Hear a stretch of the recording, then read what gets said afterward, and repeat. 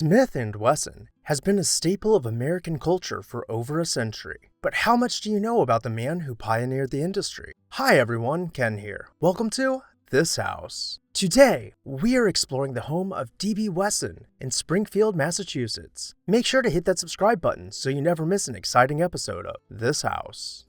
Born in 1825, Daniel Baird Wesson grew up knowing hard work. As a teenager, he worked as a gunsmith, and when he was 19 years old, he met another gunsmith by the name of Horace Smith. The two decided to join efforts as Smith & Wesson, and within 2 years, they changed the business forever. They had invented the first fully self-contained cartridge revolver. Their invention was an immediate success, and by the advent of the Civil War, their annual salaries were a staggering $160,000 per year each, or the modern-day equivalent of nearly $3 million per year. After the Civil War, Smith decided to retire, selling his share of the company to Wesson, who continued experimenting with improvements to their joint designs. Wesson became obsessed with his work and purchased a large tract of land near his factory in Springfield, Massachusetts, to build his dream house on. He hired architect Bruce Price to design for him a sprawling pink Milford granite mansion in the chateau-esque style. Its features echo the design trends of the French Renaissance, with conical towers leading to steeply pitched red slate roofs, which were adorned with finials. Married to these elements were large, rough cuts of stone arranged to be reminiscent of the Scottish baronial style. The 20-room mansion boasted marble fireplaces in each room, along with electric lights and a hydraulic elevator, making it one of the most modern homes to be built at the turn of the century. The interior of the home was clad with mahogany and oak panels throughout. Wesson had artists work for 5 straight years inside the home, carving the banisters and creating elaborate relief work in every corner. All of the woodwork was hand-carved. We can see just how extensive the detailing was in this shot of the stairs, with twisting spindles rising above floral relief work centered on hand-carved urns. Every door in the house was uniquely framed and set against wainscoting paired with a floral finger rail. The grand parlor continued, with mahogany wood-paneled walls glowing in the dim light of the electric chandelier.